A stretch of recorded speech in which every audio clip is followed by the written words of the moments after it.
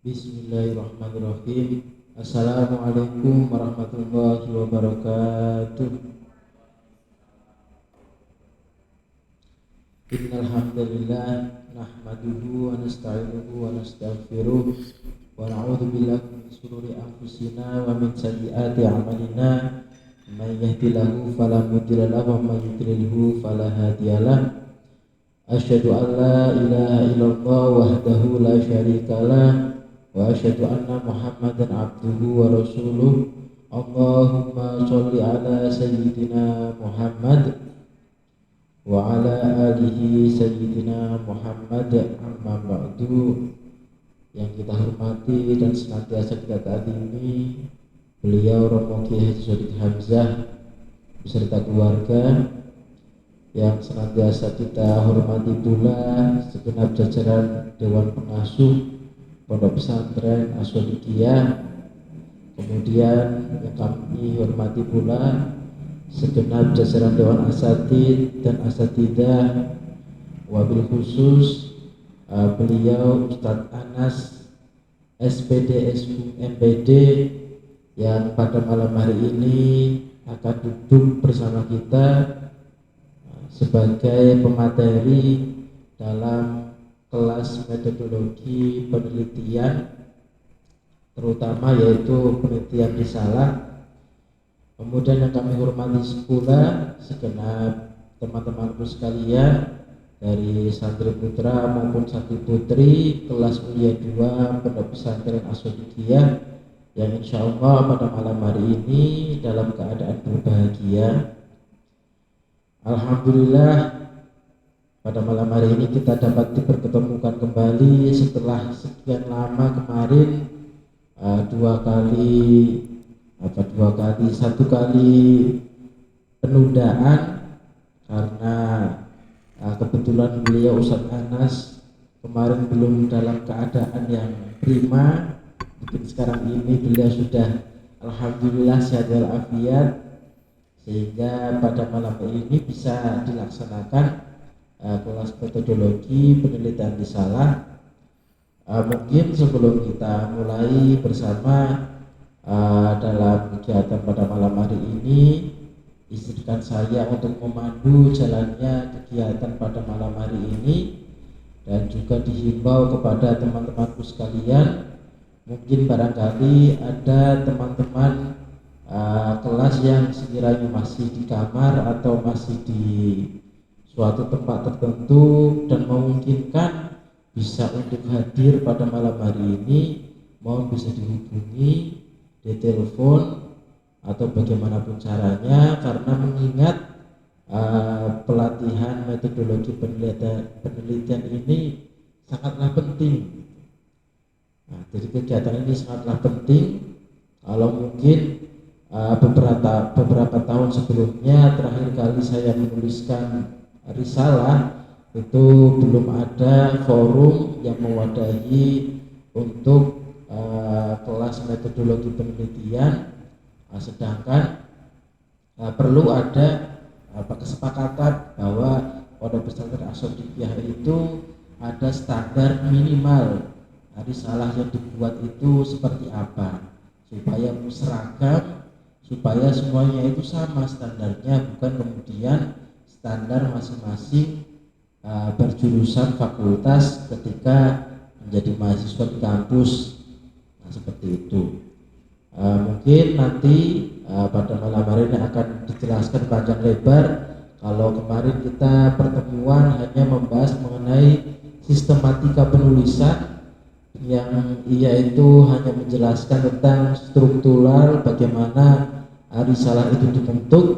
Nah, pada malam hari ini nanti akan dilanjut kemudian dengan sampai pada materi metodologi penelitian. Nanti akan dibahaskan bagaimana menyusun sebuah diksi kalimat judul yang baik dan benar bagaimana, atau nanti akan berbicara mengenai apa saja jenis-jenis daripada sebuah penelitian yang berlaku bagi risalah, kemudian yang nanti menjadikan sumber dari penelitian itu apa saja nanti akan dibahaskan pada malam hari ini. Maka dari itu mohon teman-teman semua bisa memahami, mencermati, mengikuti dengan baik dan hikmah, dan harus ada dialog gitu. Harus ada dialog antar audiens bersama dengan pemateri. Mungkin seperti itu. Sebelum masuk kepada pemaparan yang akan disampaikan oleh Ustadz Anas, terlebih dahulu akan saya perkenalkan, mungkin barangkali ada yang belum kenal. Beliau nama lengkap Anas, dengan gelar SPD Eshum MPD. Jadi beliau ketika kuliah S1 menapaki atau melaksanakan studi sebanyak 2 sekaligus. Yang pertama dari Tarbiyah Fakultas Agama Islam Unisula, dan yang kedua adalah Sejarah Peradaban Islam Unisula gitu. Nah, kemudian setelah beliau mengenyam pendidikan S1, beliau melanjutkan magister pendidikan di Universitas Islam Negeri Wali Songo Semarang. Makanya tidak salah bila mana beliau ini mengampu kelas metodologi penelitian, karena kita tahu di dalam tataran mahasiswa pasca sarjana itu pasti yang didalami betul-betul itu adalah metodologi penelitiannya. Jadi kalau di tataran S1 itu hanya pengenalan awal mengenai materi, ada metodologi penelitian tetapi belum mendalam. Nah, di tataran magister hukum atau magister hukum pasca sarjana itu kemudian didalami lebih lanjut. Maka dari itu nanti beliau akan menyampaikan metodologi penelitian yang berlaku dalam penulisan risalah. Demikian apa yang bisa dari saya sampaikan. Setelah ini kami sepenuhnya serahkan kepada Ustadz Anas untuk bisa menyampaikan materi dan memantik diskusi pada malam hari ini. Kepada beliau kami persilahkan.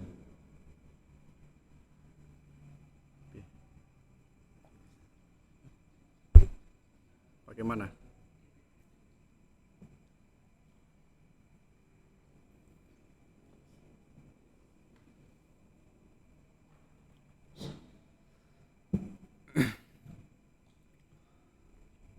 Oke, baik. Tadi sudah disampaikan sama Ustadz Ratib ya, sedikit apa itu risalah dan sedikit siapa itu saya. Oke, itu tadi. Kita mulai. Bismillah. Assalamualaikum warahmatullahi wabarakatuh. Alhamdulillahirabbil alamin. Wa bihi nasta'in wa ala umuri dunya waddin. Salatu wassalamu ala asrofil anbiya'i wal mursalin sayyidina wa maulana Muhammad wa ala ali sayyidina Muhammad. Asyhadu an la ilaha illallah wa asyhadu anna Muhammadar Rasulullah. Raditu billahi robba wa bil islami dina bi Muhammadin nabiyya wa rasulah. Rabbi zidna ilma waryuhna fahma. Amin amin ya Allah ya Rabbal alamin. Allahumma rizqna ya Rabbi fahma nabiyina wa khifdul mursalin wa ilhamal malaikatul muqarrabin. Oke, baik. Yang saya hormati dan saya takdimi Romo Kiai Haji Shodiq Hamzah sekeluarga, dan yang saya hormati Gus Sidkon Prabowo, Gus Yan Zemi Urif, dan Ustadz Burhan, dan juga tidak lupa teman-teman santriwan dan santriwati Ponpes Shodiqiyah, wabil khusus yang sudah menginjak level kuliah 2, yang dimana pada malam hari ini alhamdulillah Allah mempertemukan kita, yaitu dalam rangka belajar lagi, dalam rangka menambah wawasan lagi, yaitu kita fokus membahas tentang metodologi penelitian. Ada hubungannya dengan status kalian sebagai Ulia 2, dimana kalau tidak menyelesaikan karya ilmiah atau yang kita sebut sebagai risalah, yo saya yakin sampean nanti tidak lulus. Itu sudah diketok palu sama lurahnya dan sekaligus moderatornya dan sekaligus para ustadz dan asatid yang mengajar di Madrasah Diniyah As-Sudiyah. Jadi syarat terakhir sampean dibalik ada ujian qiraatul kutub dan lain sebagainya, salah satu syaratnya lagi itu adalah menyusun karya ilmiah. Karena sampean itu santri dan sekaligus mahasiswa, pasti tidak asing dengan yang namanya metodologi atau skripsi. Jadi ini kan semuanya kan mahasiswa S1. Kalau Kang Thohir kan mungkin sudah S2. Pasti jauh lebih jago daripada saya. Nah, mengapa kok penting kita belajar ini? Ya, ini sebagai salah satu sistematika untuk menulis karya ilmiah yang baik, yang benar. Jadi tidak sembarang menulis. Biasanya kita hari ini kan itu hanya asal-asalan. Wes pokoknya hanya copy paste, ditempel-tempelin, pendapatnya ini ditempel-tempelin. Itu malah merusak karya ilmiah kita sendiri. Dan itu tidak sesuai dengan metodologi yang absah yang itu dipakai oleh para peneliti yang itu sudah terbiasa menulis karya ilmiah. Makanya hari ini kita penting, ya, apalagi sampean tadi seorang mahasiswa harus tahu apa itu metodologi penelitian. Oke, itu ya, itu mukadimahnya. Jadi sebelum kita masuk ke tema pokok, nanti bagaimana cara menyusunnya, saya ingin lebih dahulu untuk mengekspertkan kalian agar kalian itu nanti mau menulis. Ya, jadi menulisnya itu tidak paksaan, tapi kemauan, tapi keinginan. Itu jauh lebih absah daripada dipaksa Kang Rabit, ayo deadline-nya besok baru digarap. Itu pasti isinya hancur. Tapi kok nulis kita itu atas kehendak kita, kemauan kita, dan kita itu ada gairah untuk menulis, itu saya yakin hasil dari tulisannya pasti bagus daripada kita itu dipaksa untuk menulis. Kayak Kang Thohir itu nembak mbak siapa, ya, mbaknya ini terpaksa menerima Kang Thohir, rasanya kan juga nggak enak, rasanya pun juga hampar, ya, rasanya pun juga tidak ada rasanya. Oke, jadi ini ada keyword dari salah seorang pepatah kuno. Jadi kalau sampean ingin dikenal oleh dunia atau ingin mengetahui seluruh isi dunia, sampean itu membaca. Ya, jadi gerbang pintunya pengetahuan dan seluruh isi yang ada di dunia, baik zaman kuno sampai hari ini, itu bisa diketahui, yaitu jalannya dengan membaca. Ya, jadi kita itu nggak boleh males atau nggak boleh bosen-bosen yang namanya itu membaca. Nah, karya tulis ilmiah pun juga sama. Kalau kita tidak didasari dengan membaca, lalu yang kita tulis apa? Ya, jadi step pertama kita itu harus banyak dan gemar menulis dulu. Dan saya yakin kalau sampean itu bacaannya banyak, tulisannya pun juga pasti bagus. Yang kedua apa? Kalau engkau ingin dikenal dan abadi, menulislah, ya. Raketang nulis risalah 20 lembar. Tapi kok itu isinya luar biasa. Ya, isinya itu bisa mendongkrak karya-karya ilmiah sebelumnya. Loh, jangan salah. Tulisan sampean nanti bisa-bisa itu dihargai sebagai honoris causa, kan bisa juga. Ya kan? Loh, gara-gara tulisan yang itu jumlahnya 25 halaman, yang itu mampu meruntuhkan teori-teori sebelumnya, dan itu ada bukti yang kuat bahwa ini loh teori penemuan baru, dan sampean langsung dikenal oleh dunia, mungkin pun juga diangkat menjadi profesor. Nah, kalau sampean itu ingin mengabadi, ingin hidup selamanya, tidak hanya hidup sebatas umur kita, jalannya itu dengan menulis. Dan kita bisa membayangkan hidupnya Imam Bukhari, Imam Syafi'i, Ibnu Hazm, Al-Andalusi dan lain sebagainya. Mereka namanya itu kan abadi sampai hari ini. Keabadian mereka itu bukan karena istri mereka, bukan karena kekuasaannya, atau bukan karena kekayaannya, tapi apa? Tapi hasil dari buah tulisan, yaitu sebuah kitab-kitab yang itu menjadi peninggalannya para ulama yang mereka tulis. Nah, makanya nggak salah, nama-nama mereka itu abadi, sekaligus apa? Karyanya itu kita kaji sampai hari ini. Kita kan nggak bisa membayangkan pahalanya itu jauh lebih besar ketika dia meninggal dunia daripada saat dia itu hidup.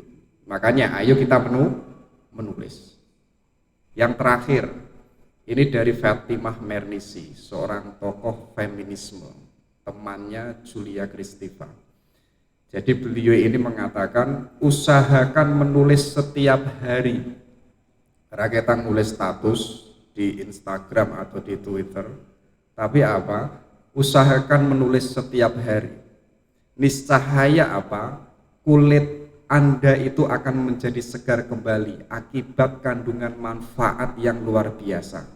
Jadi keyword ini ditulis oleh Fatimah Mernissi saat umurnya itu 60 tahun, pipinya itu keriput-keriput. Tapi Fatimah ini punya kebiasaan tiap hari itu menulis. Dan dia menganggap gara-gara saya tiap hari ini menulis, pipi saya yang mulanya keriput, sekarang kok tampak segar ya. Jadi dia menemukan ini gara-gara tulisan saya. Jadi Kang Thohirnya wajah wis burem gitu, wajah wis pelontang-pelontang berkotak-kotak, nulislah setiap hari yaitu rakitan status. Nah ini sebagai pemantik, ayo kita menulis risalah atas keinginan kita, atas kemauan kita, bukan atas paksaan Kang Rabit atau dari panitia. Jadi mulai hari ini, ayo kita buka pikiran kita untuk menemukan problem-problem yang ada di tengah sosial.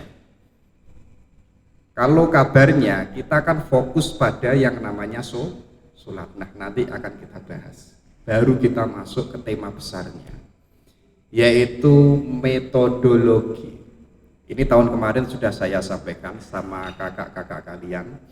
Jadi ada yang mengatakan seorang penguji yang itu menguji doktor, seorang profesor ini namanya saya lupa, beliau ini mengatakan karena metode saudara tidak dapat dipercaya, maka sudah pasti seluruh hasil dari penelitian saudara tidak bisa diterima. Ya, jadi kok teman-teman sampean metodologinya itu kok sudah melenceng, penelitiannya itu nggak tahu yang diteliti itu apa, dan hasilnya pun juga nggak tahu hasil dari tulisan saya ini apa, dan variabel yang kita angkat itu apa kita nggak tahu, dan data-data yang kita pakai pun juga tidak tahu itu relevan atau tidak. Ya seluruh hasil dari penelitian saudara tidak bisa diterima. Jadi nanti kalau saya ada kesempatan untuk menguji, saya tinggal ngecek saja ini metodologinya bagaimana. Jadi kalau untungnya kita, manfaatnya kita belajar metodologi, biar apa? Biar naskah kita itu kuat, datanya itu absah. Jadi mau dipukul kiri, mau dipukul kanan, mau dipukul tengah, itu tetap tidak akan goyah. Jadi metodologi gambarannya itu kayak bangunan masjid ini. Ada yang namanya tembok, ada yang namanya cagak, ada yang namanya lantai, atap dan lain sebagainya. Inilah yang disebut metodologi. Kalau ada satu metodologinya itu kok tidak absah, misalkan kok cagaknya ini, misalkan saya pukul kok retak, artinya seluruh bangunan ini semuanya runtuh. Jadi naskah kalian nanti misalkan saya uji, saya baca, misalkan saya baca dari judulnya saja itu sudah tidak memungkinkan kalau itu layak diteliti, ya sudah, judul saja itu sudah kebaca kalau itu metodologinya sudah hancur. Seperti halnya tadi saya sentang satu saja, semua bangunan yang sampean tulis runtuh, kalian selesai. Nggak lulus kalau di akademisi, kalian nggak lulus kalau demikian. Jadi kalau teman-teman nanti masuk ke pasca terutama, Itu biasanya penguji itu sasarannya itu metodologi. Jadi enggak ada urusan tulisan-tulisan sistematika itu enggak, tapi metodologinya bagaimana? Kalau metodologinya itu kok absah semua, kuat semua, kita akan bertahan dengan naskah kita. Oke, itu metodologi. Dan metodologi itu apa sih? Yaitu dari awal sampai kita selesai, sampai kita menemukan hasil dari penelitian dan kita menyusun awal sampai akhir, itulah yang disebut metodologi. Jadi ada kaedah-kaedah yang harus kita lalui, yang harus kita pakai. Nah, kalau kita memakai kaedah-kaedah itu semua, itulah yang disebut metodologi. Kita nggak sembarangan. Jadi beda kalau nulis buku satu tema dibuanjangke itu nggak apa-apa. Tapi yang namanya karya ilmiah itu nggak boleh panjang-panjang. Wes pokoknya problem besarnya apa kita tahu, dan yang kita teliti itu apa dan kita tahu, nanti hasilnya itu apa. Dan ini ada manfaatnya nggak secara teoritis maupun secara praktis. Selesai. Simpelnya kayak begitu. Oke, kita masuk ke paradigmanya. Ini agak serius dikit ya dibalik Kang Thohir nanti agak gion-gion dikit lah. Jadi pertama itu kita harus tahu, sebagai seorang peneliti kita harus mampu membaca ada problem enggak di tengah sosial. Problemnya itu berupa fenomena, berupa problem yang itu faktual, yang bisa kita lihat secara empiris. Kalau Kang Thohir kok meneliti keberadaan Tuhan, itu nggak bisa. Kang Thohir meneliti neraka surga, itu nggak bisa. Telitilah yang itu fenomena, yang itu faktual. Misalkan bahwa madrasah diniyah yang itu eksistensi di tengah pesantren, tapi kok santrinya itu males diniyah. Problem enggak ini? Problem. Coba problemnya dicari. Apa yang menjadikan mereka itu males diniyah? Itu kan adanya madrasah, itu kan empiris, faktual. Adanya santri yang males diniyah, ini pun juga empiris. Jadi konteksnya itu harus jelas, ada problem. Kalau nggak ada problem, ngapain diteliti?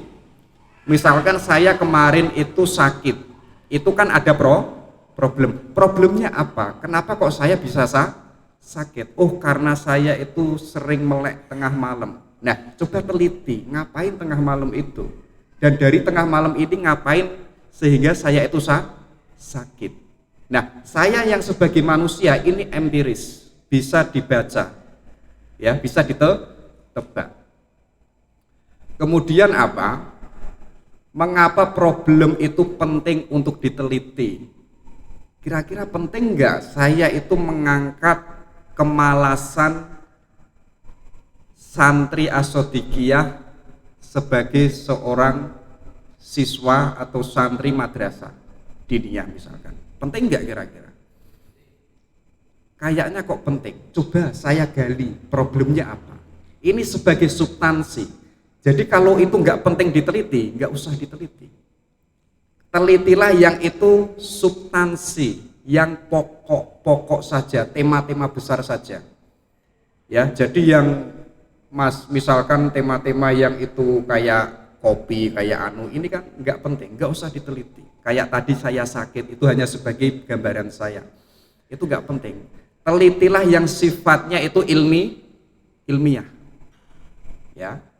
Ada juga yaitu penelitian terdahulu tentang topik utama. Jadi kalian ingin meneliti dan kalian itu tahu temanya yang saya teliti itu apa. Coba dicari, ada enggak peneliti-peneliti sebelumnya ini mengangkat tema yang ingin saya angkat. Ya. Kalau kok itu ada, mereka itu fokusnya di apa? Oh, fokusnya itu misalkan di santri. Oh ya sudah, saya tak lari di ustadz misalkan, meneliti ustadz yang malas ngajar misalkan. Oh, mereka itu fokusnya di kurikulum. Ya sudah, saya tak lari di RPP misalkan, bisa. Walaupun itu fokusnya di madrasah diniyah, nanti kayak sholat, fokus utamanya itu sholat, tapi coba variabelnya ditarik, ditemukan dengan variabel yang lain, yang itu tidak sholat. Ya, misalkan keberadaan masyarakat Magelang, adanya bencana Merapi, bagaimana sholat mereka. Ya, itu kan ada problem alam. Nah, nanti kita mempelajari penyusunan judul. Nah, jangan sampai tema kita itu sama persis dengan tema peneliti sebelumnya. Itu akan hancur. Nanti kita dianggap plagiasi, dianggap copy paste. Itu kan banyak terjadi kan teman-teman kita, ya.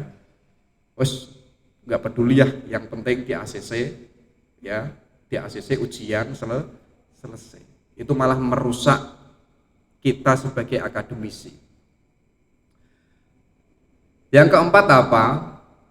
Tadi berbeda dengan penelitian terdahulu, jangan sampai itu yang namanya sama, ya. Maka apa? Ungkapkan originalitasnya, kekhususan yang kita teliti kita harus tahu. Jadi keunggulan apa yang kita teliti, kita pun juga harus tahu. Kira-kira kalau saya meneliti santri madrasah diniyah ini, kira-kira hasilnya nanti bagaimana? Ketika kita sudah menggali data. Ada juga research question, yaitu apa? Rumusan masalah. Ini jelas, ini penting. Ketika kita itu sudah tahu judul besarnya, ya. Nah, judul besarnya kita tarik kepada rumusan masalah. Apa yang kita ajukan sebagai pertanyaan yang itu nanti kita jawab sendiri. Nah, untuk agar kita itu bisa menjawab, kita menggali data. Ya, itu. Ada tujuan penelitian yang itu ada hubungannya dengan rumusan masalah. Enggak boleh lari. Kemudian ini yang terakhir, ada kontribusi dari naskah yang kita tulis. Kira-kira tulisan saya ini nanti kontribusinya apa? Ya, kayak kemarin saya mengibaratkan di era COVID itu, ya, banyak orang yang meninggal dan banyak orang yang meneliti, masyarakat meninggal gara-gara COVID. Tiba-tiba ada satu orang yang itu meneliti tentang masyarakat yang meninggal dunia. Mereka menemukan ternyata masyarakat itu meninggal bukan gara-gara COVID, ya, malah gara-gara yang namanya trauma psikologis, takut yang namanya ekonominya habis, takut pekerjaannya hilang, di PHK dan lain sebagainya. Akhirnya dia trauma dan cemas, akhirnya psikologinya terganggu, akhirnya orang ini mati. Nah, orang yang belakangan ini dia menemukan kontribusi penelitian baru hasil dari yang mereka tulis, yaitu apa? Jadi orang yang meninggal itu bukan karena COVID, tapi karena dirinya sendiri yang itu cemas adanya kondisi sosial, yaitu adanya COVID. Nah, kita menemukan novelty itu. Nah, itulah hasil dari penelitian kita. Nah, hasilnya itu berbeda dengan hasil penelitian sebelumnya, nggak boleh sama. Oke, itu yang namanya paradigma penelitian. Nanti gambaran seluruhnya dari isi PowerPoint ini, nanti gambarannya ini ada di sini. Jadi ini inti topiknya itu ada di sini. Baru kita nanti petel-petel isi satu-satunya itu seperti apa dan bagaimana. Oke, kita baru masuk ke yang namanya praksisnya. Kalau tadi kan konsep-konsep, ya. Sekarang kita praksisnya. Melangkahnya itu bagaimana sih, Mas? Saya ingin mengangkat judul itu pun juga bagaimana? Nah, ini maksudnya. Jadi sebelum kita menentukan judul, ya, coba teman-teman itu harus jeli. Harus mampu membaca yang pertama tentang isu sosial, ya. Isu sosialnya hari ini itu apa? Kalau pengen mengetahui lagi, coba dicek bulan ini jurnal-jurnal yang publish itu mereka semuanya kebanyakan itu ngangkat apa? Oh, kebanyakan itu mengangkat yang namanya ginjal misalkan. Kan ada problem itu kan di berita-berita. Itu kan ada banyak yang meneliti. Nah, coba kita mengangkat itu. Nanti kira-kira saat saya fokus meneliti ini, nanti hasilnya itu benar atau enggak apa yang disampaikan oleh para jurnalis. Jadi kita mampu melihat isu sosial yang terjadi sekarang, bukan tahun kemarin. Kalau tahun kemarin itu sudah basi, itu sudah diteliti oleh orang lain. Kacaunya penelitian hari ini, terutama S1, mohon maaf ini bukan merendahkan, itu kan tema-tema yang itu sudah diangkat kemarin, diangkat lagi. Kemarin tahun yang sudah lama diangkat lagi, itu sudah basi. Harusnya ada sesuatu yang baru yang terjadi hari ini. Nah, ketika kok kita sudah menemukan isu sosial yang itu ada problem di tengah masyarakat, entah itu di lembaga, di instansi, baik itu di di komunitas, kita menemukan satu problem, kita pegang itu. Baru kita cek literatur reviewnya. Ya, kalau mengangkat santri, kita fokus mendalami isu-isu tentang santri. Ya, santri di era modern itu bagaimana? Ada degradasi enggak? Ada penurunan moral enggak? Ada penurunan intelektual enggak? Ya, itu kita dalami dengan penguatan yang namanya literatur review. Nah, nanti untuk kita menemukan judul, kita harus mengetahui adanya riset gap antara teori dan aplikasi. Jadi di buku itu ngomong demikian, yang harusnya itu demikian, kok ketika dipraksiskan kok tidak demikian, artinya ada problem. Yang harusnya kurikulumnya ini selesai, kok tidak selesai, artinya itu ada gap, ada problem. Jadi seorang peneliti itu tidak menyelesaikan masalah. Pertama itu mencari ayo kita mencari masalah, kan? Jadi carilah masalah. Nah, problem ini terkait fenomena tadi, baik itu psikologi, sosiologi, metodologi cara berpikir, historis, autobiografi, ya. Nah, ketika kita menemukan gap riset, gap dari hasil penelitian sebelumnya, nah kita angkat itu karena ada problem. Contohnya gap riset itu bagaimana? Ini saya jabarkan, ada tesis, antitesis, dan sintesis. Tesisnya misalkan Kang Dani itu jatuh cinta. Antitesisnya orang yang dicintainya itu menolaknya. Nah, coba dicari kenapa kok Kang Dani ini ditolak.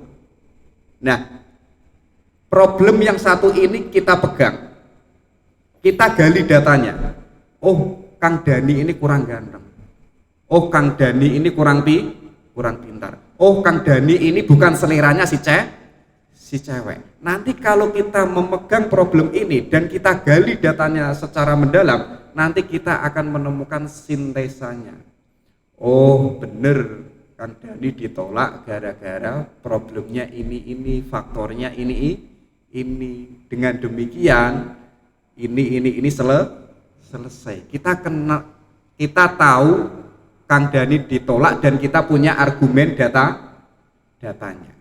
Nah, kalau kita sudah menemukan yang namanya isu sosial dan kita punya pengayaan literatur review, kita menemukan riset gap di tengah sosial antara teori dan praksisnya, ya, baru kita menyusun yang namanya judul, ya, penting.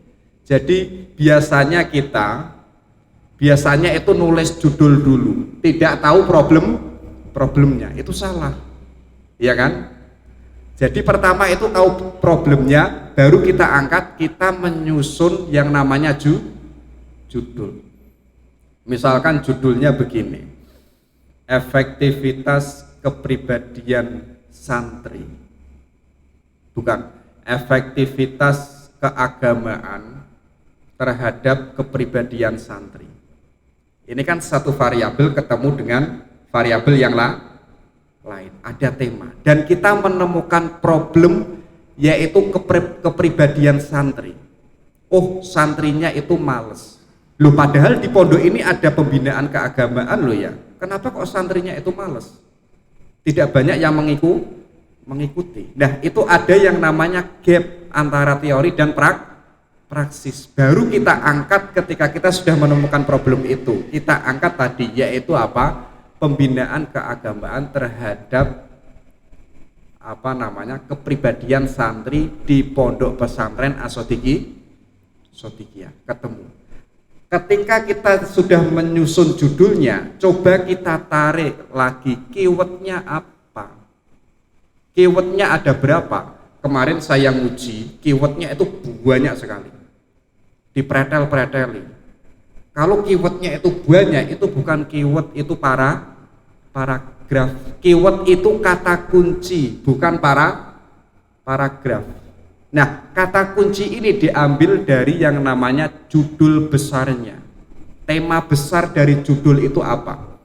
Oh, tema besarnya itu adalah pembinaan keagamaan, satu. Kedua apa? Kepribadian santri. Keywordnya ada dua, boleh tiga, yaitu pondok pesantren As-Shadiqiyah, ada tiga.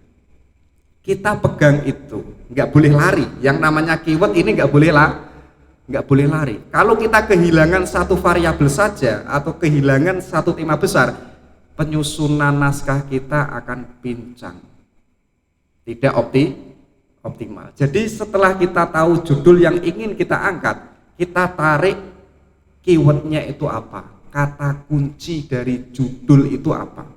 Nah, keyword ini nanti menjadi kunci yang untuk kita teliti. Oke, prajudul paham ya? Kita sudah ada bayangan menyusun judul dari gap riset yang itu terjadi di tengah isu sosial. Banyak paham nggak kira-kira? Atau bulat?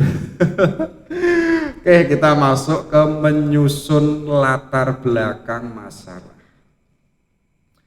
Jadi yang namanya latar belakang masalah yang saya temukan biasanya itu banyak sekali memakai kalimat pengertian istilah dan adalah, itu enggak dipakai ya.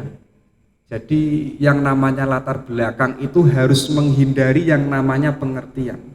Misalnya Kang Thohir meneliti yang namanya kepribadian muslim itu ya, kemudian latar belakangnya kepribadian muslim santri adalah menurut ini ya, istilahnya ini bukan wilayah pada latar belakang masa, itu masuk kepada kajian teori. Latar belakang masalah itu apa? Kita itu tahu tadi ada problem, kita masukkan, kita ungkapkan problem itu di latar belakang masalah.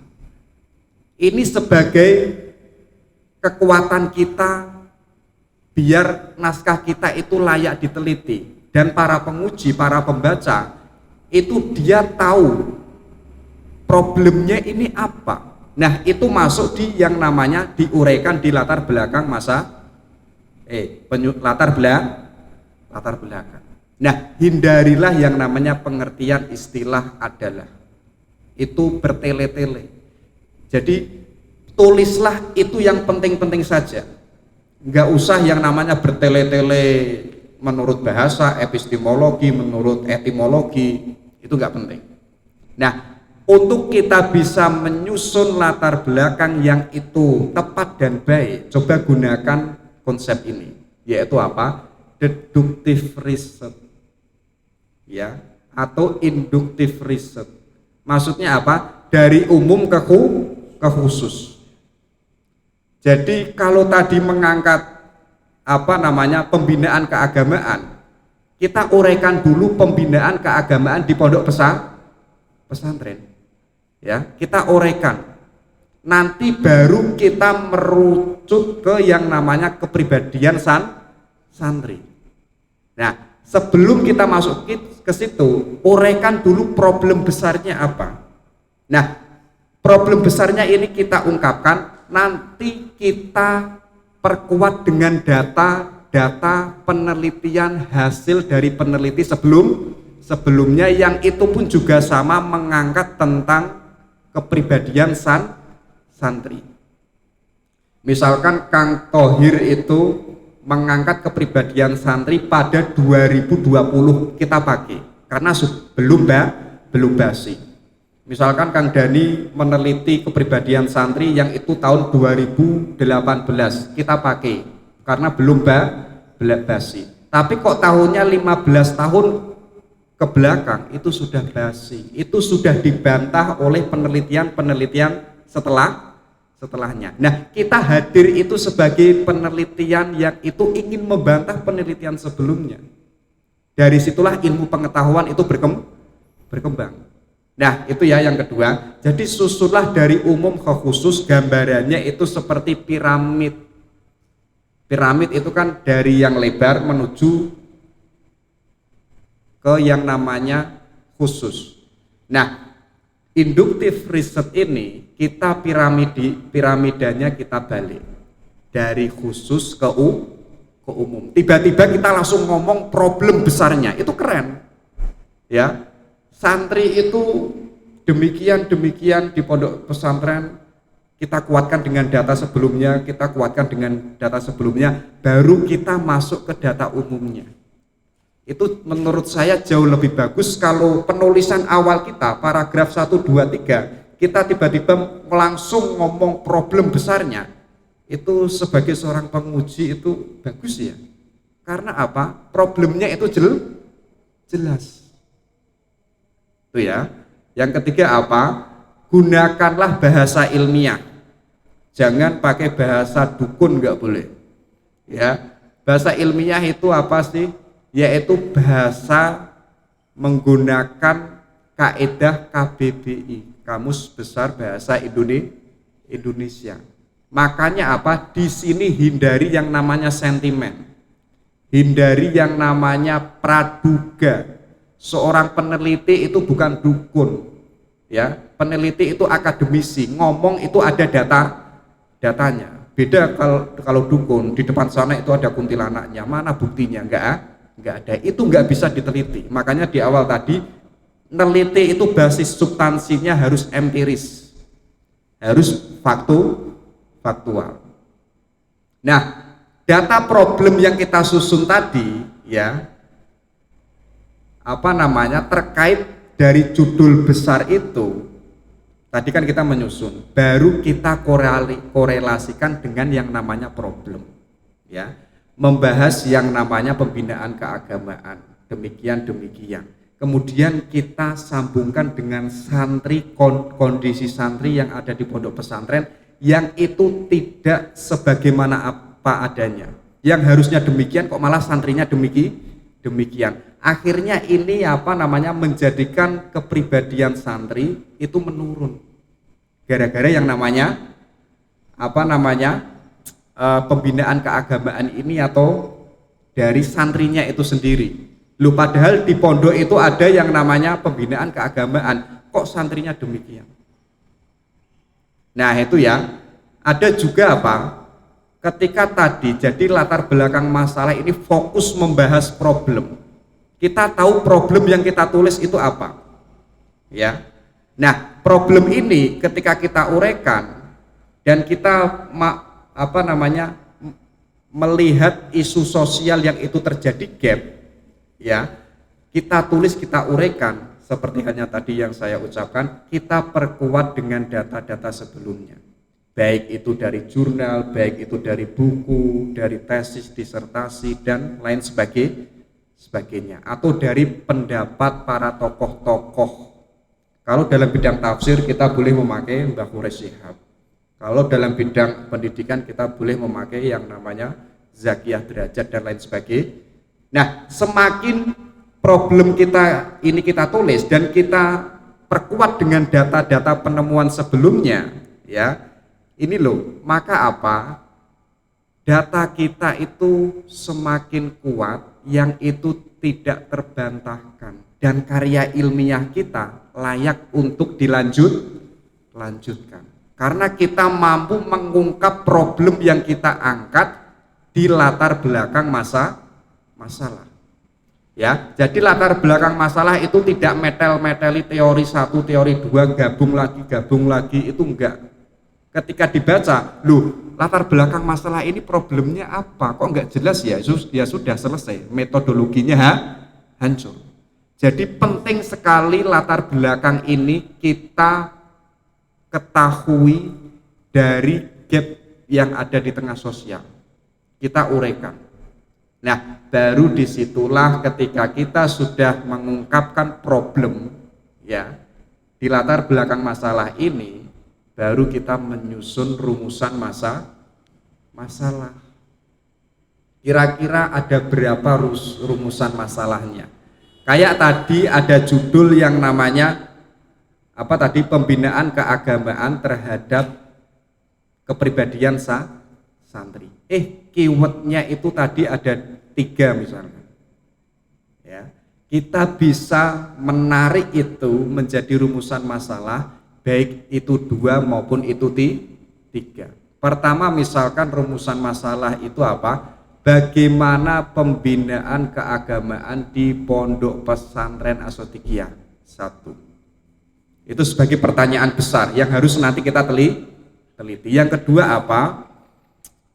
Bagaimana kepribadian santri di pondok pesantren Asyadiyah? Jelas ya. Yang ketiga apa? Bagaimana hubungan pembinaan keagamaan terhadap kepribadian santri Asyadiyah. Jadi yang pertama, variabel tema pokoknya itu kita ajukan pertanyaan dulu, yaitu tentang pembinaan keagamaan. Yang kedua apa? Tema pokok 2, yaitu tentang kepribadian santri. Kita ungkapkan dulu di situ. Yang ketiga apa? Kita hubungkan antara pembinaan keagamaan dengan kepribadian santri di Asyadiyah. Kira-kira nanti jawaban besarnya apa? Itu rumusan masalah. Nah, rumusan masalah ini untuk kita bisa menyusunnya, kita lihat tadi keywordnya apa. Dan keyword ini bisa diambil yaitu dari yang namanya tema besar yang ada di judul yang kita angkat. Oke, sampai sini paham ya? Baru kita masuk ke metodologi penelitian. Jadi ya, di dunia penelitian itu ada jenis dan pendekatan penelitian. Maksudnya apa? Penelitian kita ini jenisnya itu kuali, kuanti, atau eksperimen, atau pustaka. Kita harus tahu. Kayak tadi, efektivitas pembinaan keagamaan. Ini kalau kita memakai kuantitatif, ini kayaknya susah. Ya sudah, kalau begitu saya tak kualitatif. Biasanya itu kuantitatif itu depannya biasanya itu pengaruh. Ya. Pengaruh pemimpin misalkan. Pengaruh kepala sekolah Kang Robin misalkan terhadap prestasi siswa. Pengaruhnya Kang Rabit itu di tengah sekolah itu bagaimana sebagai pemimpin. Nah, ini memakai kuantitatif. Jadi kita harus tahu jenis yang kita pakai itu apa. Jangan kita kejebak. Kita fokusnya itu ke kualitatif, tapi kok model isinya kok pustaka, ya hancur. Kita fokusnya ke pustaka, tapi kok gaya penulisan kita kok kuali, yaitu pun juga hancur. Maka jenisnya ini harus jelas. Ada 3 tadi, kuali, kuanti, atau pustaka. Kalau dalam kesehatan itu ada yang namanya eksperimen. Diuji coba, uji lagi, baru ketemu. Nah, kemudian pendekatan penelitian. Maksudnya apa?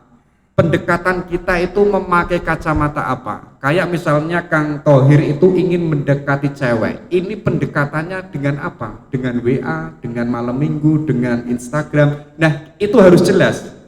Kalau teman-teman itu neliti di masyarakat, pendekatannya dengan apa? Oh, dengan sosiologi. Oh, dengan fenomenologi. Kalau misalnya Kang Dani meneliti suatu daerah di pegunungan, oh memakai etnografi, jelas. Jadi basisnya naskah ini itu basisnya itu sosiologi, pakai kacamata sosiologi. Jadi jelas. Jadi ketika nanti saya buka, ini kira-kira itu pendekatannya pakai apa ya? Misalkan saya tanya, Kang Thohir, kamu pakai pendekatan apa? Enggak tahu Pak, ya sudah, selesai. Artinya pun juga abstrak isinya. Itu ya, jadi harus jelas itu. Saya dulu pun pernah kejebak di situ. Pertama pakai fenomenologi, kemudian dihancurkan, diganti ke psikologi. Ternyata selamat. Nah, setelah kita tahu jenis dan pendekatan ini, kemudian apa? Lokasi yang kita teliti itu di mana? Oh, di masyarakat pegunungan. Kalau masyarakat pegunungan ini tentu berbeda dengan masyarakat pedesa atau masyarakat pesisir. Nanti hasilnya pun juga berbeda, walaupun yang kita angkat temanya itu sama, tapi lokasi yang kita teliti itu berbeda. Baik itu culture-nya, baik itu adat istiadatnya, itu sangat mempengaruhi mereka. Jadi lokasi, oh tadi Asodikiyah berarti lokasinya ya Asodikiyah, jangan di Futukiyah, jangan di Al-Itqon, yaitu kita salah sasaran. Oh fokusnya lokasinya itu Asodikiyah berarti santri. Nah fokusnya ini masuk kepada yaitu santrinya tadi yang itu diteliti. Kalau memakai judul tadi ya, pembinaan keagamaan dan santri, ya fokusnya hanya dua ini. Nah, nanti dipeteli lagi. Pembinaan keagamaan ini indikatornya apa? Aspeknya apa? Oh, di Asodikiyah itu ada pembacaan bersama Alfiyah 1. Ada pembacaan bersama Asmaul Husnah 2. Kita menemukan itu, kita uraikan. Oh, kepribadian santri ini kita peteli lagi indikatornya, aspeknya. Oh, ada kepribadian santri yaitu istiqomah misalkan. Oh, misalkan apa? Rajin dan lain sebagainya. Nah, kita uraikan itu. Jadi judul subbabnya itu isinya ada aspeknya. Kemudian ada yang namanya sumber data, yaitu data primer. Ini sebagai informan utama. Ya, kalau neliti kepala sekolah, yo kalian menggali informasi datanya kepada kepala sekolah. Jangan menggali pada cleaning service. Itu salah. Ya, jadi data primer itu data pokok. Kita gali melalui wawancara, survei maupun eksperimen. Kita lihat bagaimana Kang Rabit itu memimpin madrasah diniyah. Kita wawancarai bagaimana Ustadz selama setahun ini, selama sebulan terakhir ini dalam memimpin. Nah, kita gali dari informasi utamanya. Nah, ada yang kedua yaitu data sekunder, yaitu apa? Ini hanya sebagai penguat saja. Kita cari dari penelitian sebelumnya tadi. Jadi kayak latar belakang tadi, kita menyusun problem, kita kuatkan dengan data. Data inilah yang kita ambil dari hasil penelitian sebelumnya. Itulah yang disebut data sekunder. Jadi pengajuan kita tentang problem itu ada datanya. Yang ini didukung oleh hasil dari penelitian sebelumnya. Kayak itu ya. Itu riset method. Nah, ini kan teman-teman saya rasa sudah tahu, yaitu tentang pengumpulan data. Kita kan seakan-akan meremehkan 3 aspek ini kan, tapi dari 3 aspek ini kita kalau itu tidak jeli, kita tidak akan menemukan novelty-nya, kita tidak akan menemukan data. Nah, interview, dokumentasi, observasi ini satu kesatuan, nggak boleh dipisah. Kita tidak boleh hanya memakai dokumentasi saja, itu kurang kuat. Dokumentasi yang kita dapatkan itu harus kita perkuat dengan observasi. Katanya ketika saya bertanya sama Kang Thohir secara interview, menanyakan Kang Faik misalkan, apakah Kang Faik itu sregep, Kang Thohir? Sregep Mas. Nah, kemudian saya cek secara observasi. Oh, ternyata bangunnya jam 9 pagi. Oh, ternyata tidak absah. Nanti saya cek lagi secara dokumentasi yang ada di lembaga. Oh, ternyata Kang Faik itu dia sudah makrifat. Oh, ini sudah berbeda ternyata. Nah, jadi interview, dokumentasi, observasi ini nggak boleh dipetil-petil. Harus kita gunakan semuanya ini hanya untuk penguat data kita. Jadi data yang kita dapatkan dari interview, kita perkuat, buktikan dengan observasi. Kita perkuat dengan yang namanya dokumentasi. Nah, kalau kita tadi sudah menggali data dari teknik pengumpulan data itu, kita kan pasti mendapatkan informan atau data-data yang itu kan sangat banyak, ya kan? Satu orang mengatakan demikian, satu orang mengatakan demikian. Kadang kita menggali data itu tidak sesuai apa yang kita harapkan. Tapi apa? Tapi kita gali terus sedalam-dalamnya dari problem yang kita angkat itu. Kita gali sampai ke akar-akarnya, sampai kita itu dapat data sebanyak mungkin. Tapi kok data kita kok hanya secuil, itu nggak layak sekali sebagai karya ilmiah. Pertama apa? Perbanyak data yang kita gali sebanyak-banyaknya. Terserah mereka mau ngomong apa, baru kita uji keabsahan data yang disebut triangulasi. Jadi data ini satu orang mengatakan A, satu orang ini mengatakan B, yang saya ucapkan tadi, yang saya ajukan pertanyaannya itu sama, tapi jawaban mereka itu berbeda-beda. Nah, itulah pentingnya apa? Kita uji keabsahannya. Jadi kita mendapatkan data 10, ya. Kira-kira dari 10 ini yang mayoritas itu yang mana? Oh, yang 7 ini mengatakan A semua. Kita ambil yang 7 ini, yang 3 kita singkirkan. Tapi kok ternyata 5-5, yo kita terpaksa harus menggali data lagi, ya. Jadi teman-teman kok misalkan menggali data hanya 1 hari, itu absurd, itu kok konyol. Saya tesis itu 1 bulan full, itu data saya masih kurang. Sampai banjir-banjir itu harus terpaksa meneliti, itu pun juga pernah.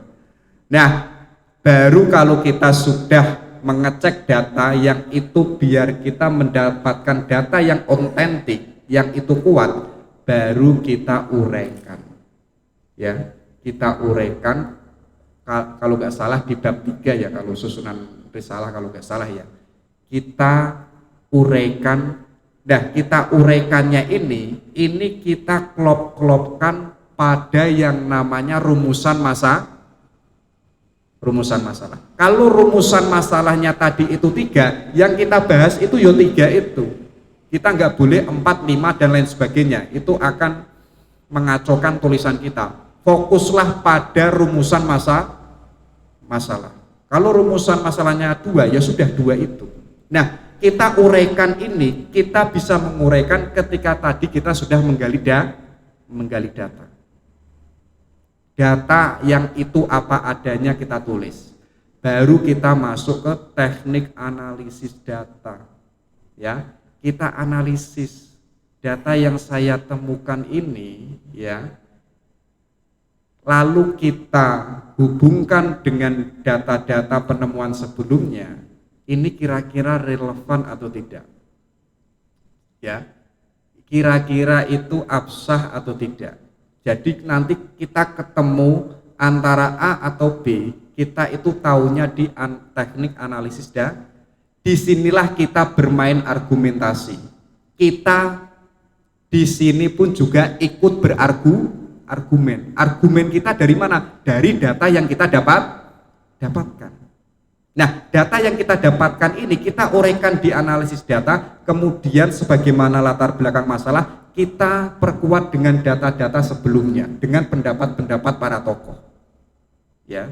Nah, disitulah nanti kita baru bisa menemukan, oh ternyata problemnya besar santri As-Shadiqiyah kepribadiannya demikian, itu dikarenakan misalkan malas, misalkan kurang energik dan lain sebagainya. Kita menemukan itu. Ya. Nah, baru kita tarik menemukan hasil dari data itulah yang disebut novelty. Jadi ada penemuan baru. Kayak tadi depan saya mengucapkan penemuan kita kok sama, yaitu pasti plagiasi.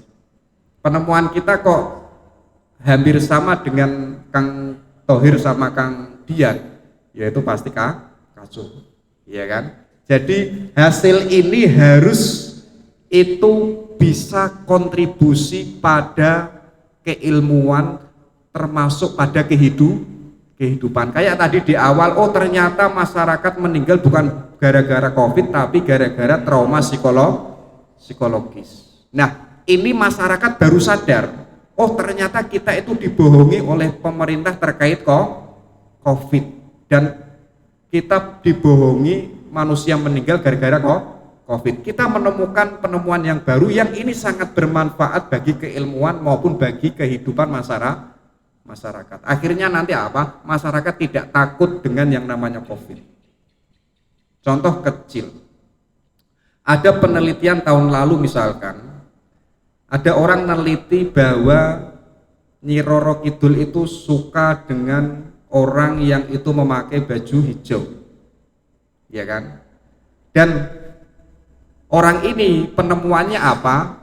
Penemuannya itu bahwa Nyi Roro Kidul itu suka dengan orang yang memakai baju hijau. Saya di tahun depannya saya meneliti, apa benar sih? Kemudian saya observasi, saya wawancara yang ada di sana, yang ada di Jogja misalkan. Saya tanya, Pak, selama 1 tahun ini yang itu tenggelam di pesisir sini itu ada berapa? Ada 10 Mas. Kira-kira bajunya apa saja ya? Oh, ada hitam, ada putih, ada hijau, ada kuning. Oh, ternyata itu penemuan saya itu di sini. Jadi orang meninggal di pesisir pantai selatan itu bukan Nyi Roro Kidul. Loh, tadi di awal orang mengatakan Nyi Roro Kidul itu suka kaos berwarna hijau. Tapi kok kenyataannya dalam 1 tahun ini yang itu tenggelam di sana ada merah, putih, hijau dan lain sebagainya. Artinya itu bukan Nyi Roro Kidul, tapi emang kejadian alam orang yang itu sembrono di lautan. Itu penemuan saya.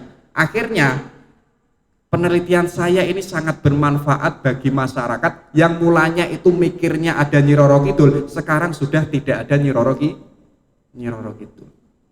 Itu penemuan saya. Nah, kemudian kita baru gambarannya uraian-uraian yang itu tadi banyak dari awal sampai akhir, terutama di teknik analisis data, dan kita menemukan novelty-nya, ya, baru kita peres. Baru kita kayak kelapa itu loh, diperes, akhirnya keluar yang namanya air. Itulah kesimpulan. Selesai. Kalau kita sudah selesai di situ, baru kita menyusun abstrak. Jadi kayak kemarin saya menyampaikan, abstrak itu dibuat ketika kita sudah menemukan hasil dari penelitian kita. Ya, baru kita gambarkan secara simpel dan jelas di yang namanya abstrak. Problemnya ini, teknik penelitiannya ini, novelty-nya ini, 3 itu saja. Kalau kita sudah menggambarkan abstrak itu sudah bagus. Selesai. Ada terakhir ini, menurut saya menarik. Riset method itu sebentuk cinta. Ia butuh paradigma dan data. Kendati harus dipertanggungjawabkan keabsahannya. Jadi kayak meneliti itu kayak orang mencintai seseorang. Ya, cinta kita itu harus kita buktikan. Dan untuk agar cinta kita itu baik dan benar, kita butuh yang namanya paradigma. Nah, data dan paradigma ini itu harus kita pertanggungjawabkan keabsahannya. Itu baru cinta yang benar. Itu baru karya ilmiah yang benar. Kok hanya paradigma dan data saja, tapi nggak bisa dipertanggungjawabkan kebenarannya, yo ngapain, ya? Nah itu, oke, itu ya. Setidaknya ada gambaran. Oh, nanti saya tak neliti ini dan lain sebagainya. Oh, nanti menyusunnya yang ini demikian, yang ini demikian, yang ini demikian. Oh, pokoknya ini sajalah, selesai. Oke, cukup itu saja. Sudah malam ini, sudah kayaknya 1 jam ya. Oke, kita akhiri. Nanti bisa disambung diskusi. Kalau nggak ada diskusi ya kita langsung ngopi. Oke, itu terima kasih. Kita akhiri dengan, bukan akhir ya, kita tutup. Assalamualaikum warahmatullahi wabarakatuh.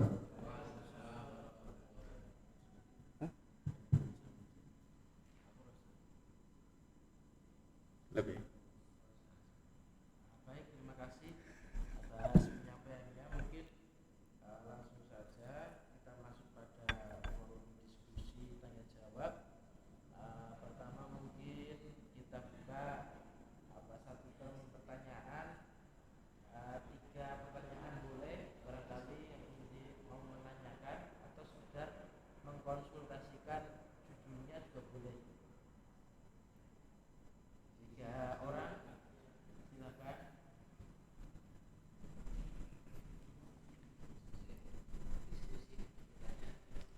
Yang Putri ada kan? Kalau ada bisa tanya angkat tangan. Apa ada?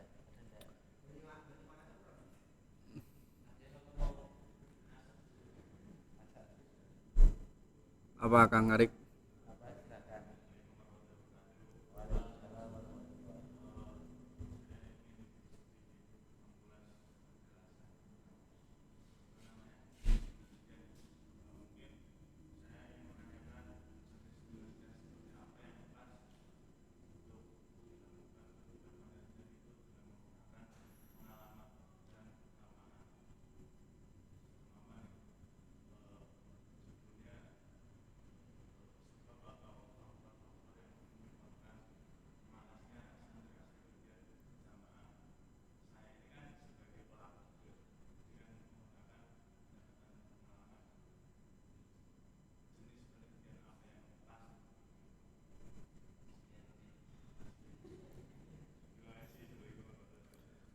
Waalaikumsalam warahmatullahi. Yang mbaknya? Ada Mbak Nabila ya?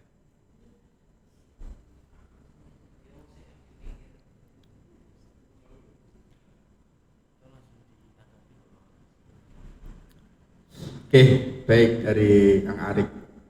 Untuk menentukan jenis penelitian dari pengalamannya sehari-hari, ya.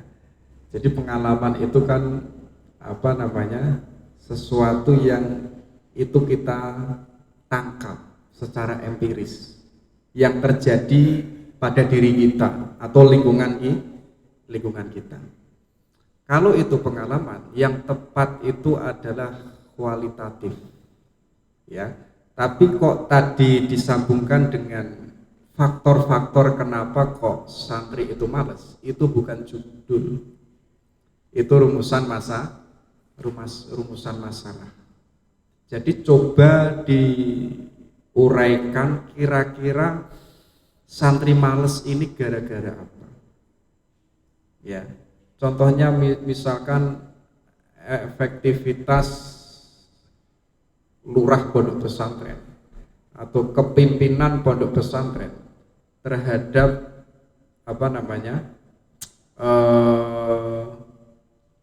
keistiqomahan santri misalkan. Kenapa kok kita mengangkat itu? Karena kita dari pengalaman tadi, kita menemukan santrinya itu males. Nah, nanti faktor-faktornya ini kita itu ajukan pada pertanyaan. Rumusan masalah. Bagaimana faktor-faktor santri yang ada di As-Shadhiqiyah? Ya. Jadi itu Kang Arif. Jadi itu faktor-faktor itu nggak boleh dijadikan tema besar, nggak boleh. Kayak kemarin saya itu menemukan judul pentingnya toharoh. Lu ngapain itu pentingnya? Pentingnya itu dijadikan rumusan masalah. Kayak misalkan pembinaan bacaan kitab Alfiyah di malam Kemis. Ajukan pertanyaan, penting nggak sih? Iya kan? Kalau kok judul pertamanya itu pentingnya, kalau sudah penting ngapain itu diteliti. Jadi penting itu suatu pertanyaan, bukan tema besar atau bukan judul besar. Nah, judul besar tadi kita menemukan isu sosial, problem gap yang ada di lingkungan atau pengalaman Kang Arik, baru kita gali di situ. Karena ada gap antara teori yang mestinya itu mengatakan A, kenapa kok yang terjadi itu B. Saya minum kopi yang seharusnya itu rasanya manis, kok malah rasanya itu kecut. Itu ada gap. Oh, ternyata sudah 2 hari kopinya misalkan. Ya kan? Nah, itu ada gap. Lalu dipertanyakan ya, pentingnya ngopi, faktor-faktor santri ngopi. Nah, itu jadi rumusan masalah. Karena tadi kita menemukan ada kontradiksi antara teori dan praksis atau isu sosial yang ada di tengah masyarakat. Ada problem besar. Kayak itu Kang Arif. Mbaknya mungkin Kang Thohir.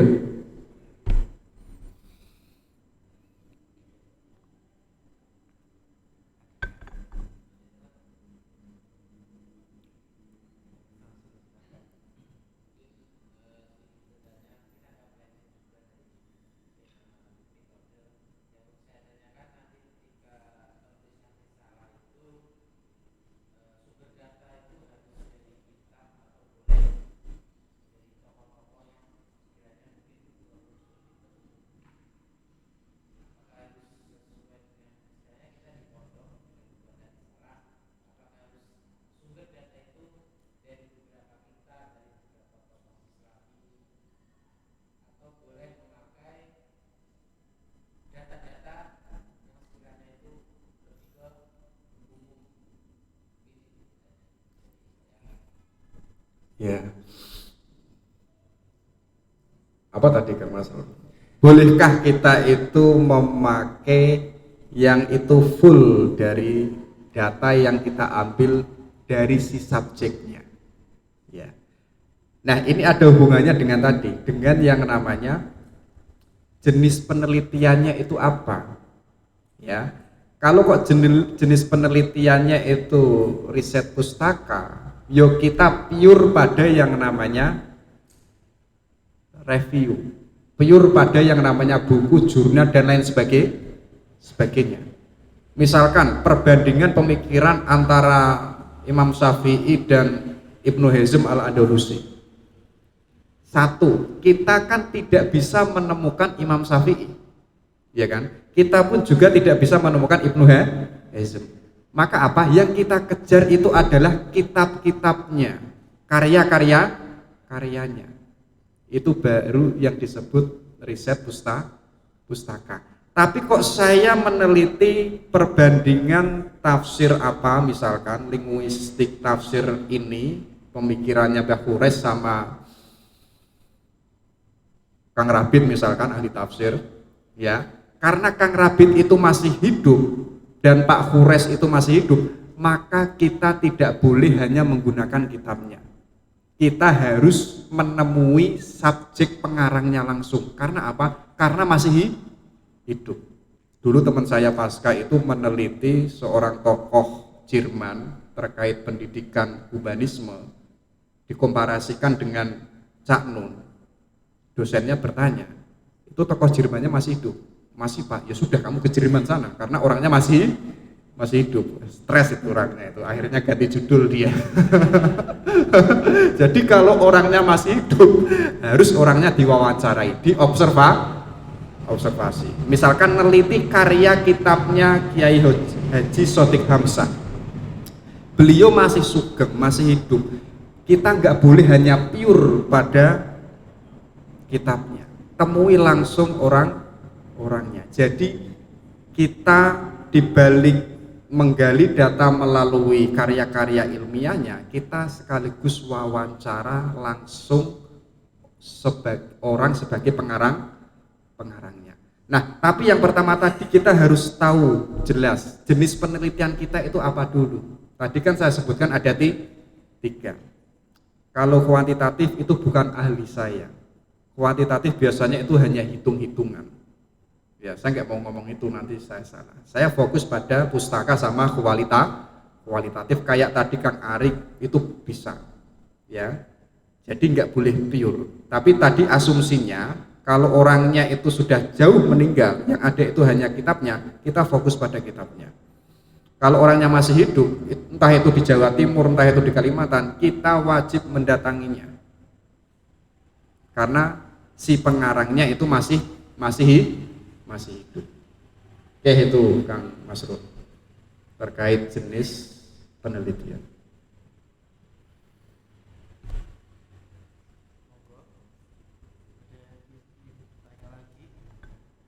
Monggo Mbak, depan sini Mbak, biar kelihatan.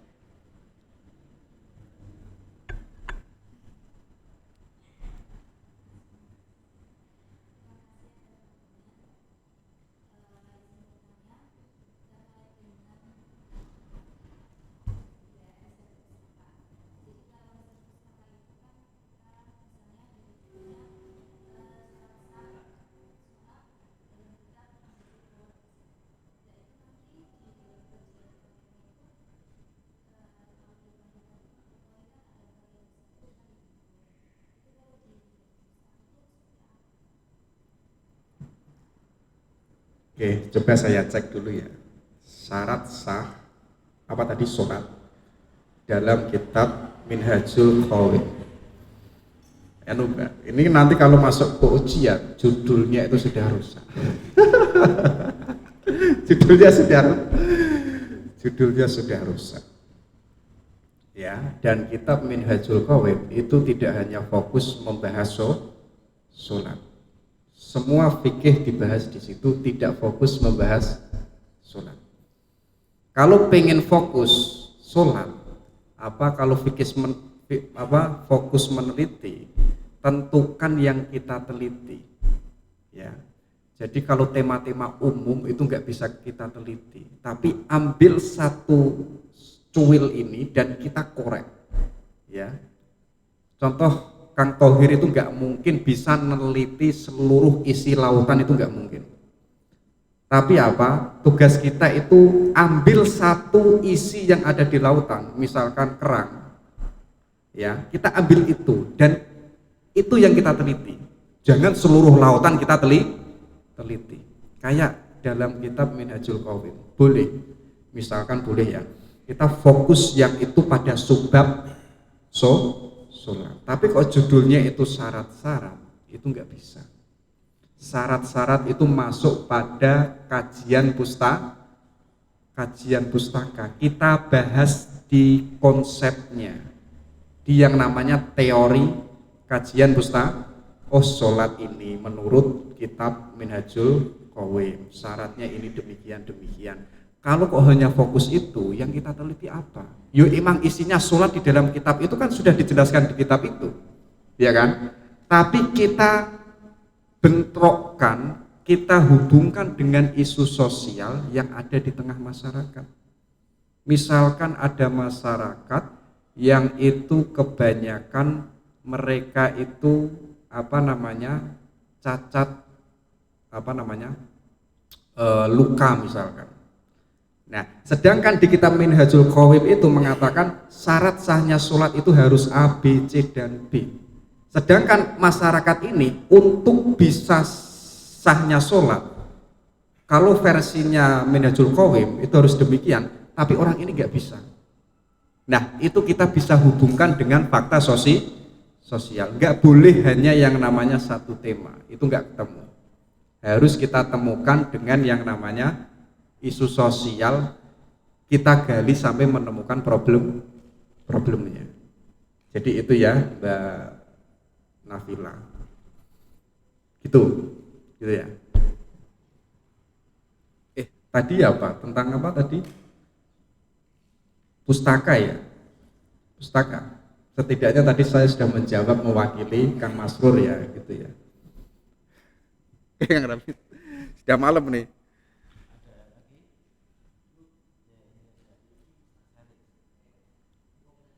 Meneh.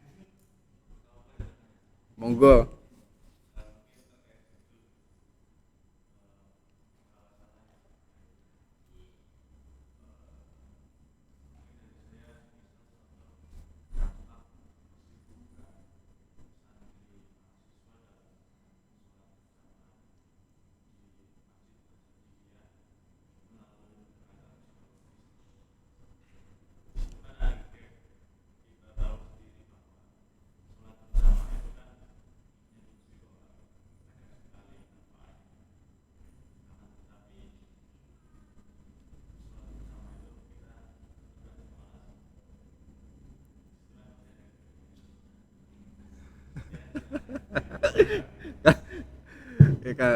Jawab Kang Rapid aja ini.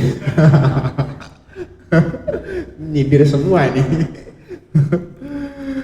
Jadi judulnya kalau itu dampak, ya, dampak itu tidak bisa dijadikan judul, nggak bisa.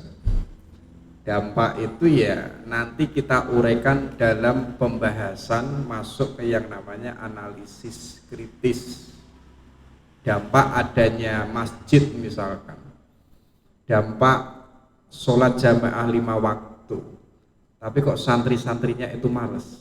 Nah, yang diteliti itu adalah santrinya.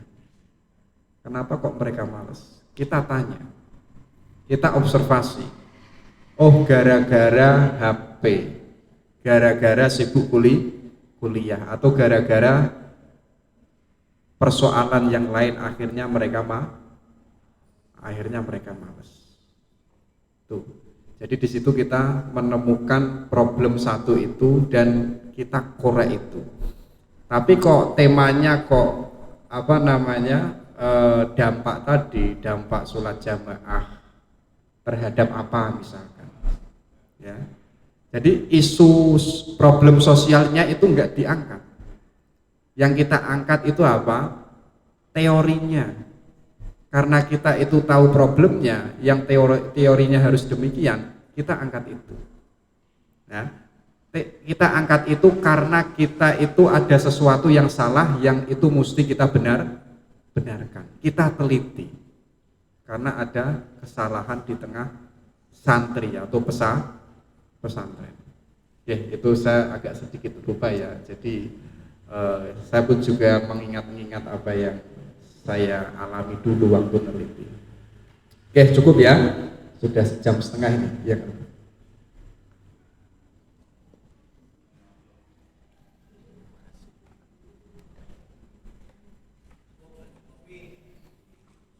Baik, terima kasih Ustadz Anas atas penyampaian materinya. Kami banyak-banyak menyampaikan terima kasih karena sedikit sudah diberikan pencerahan.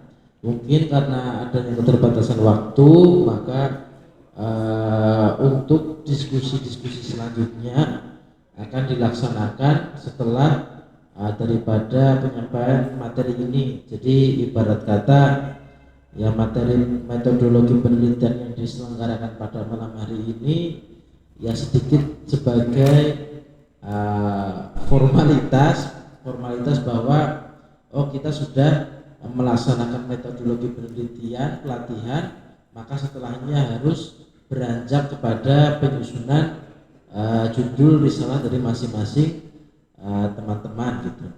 Mungkin tadi sedikit apa yang bisa kami simpulkan atau saya catat penting Pertama, kenapa metodologi penelitian itu sangat penting dalam menulis sebuah karya tulis ilmiah?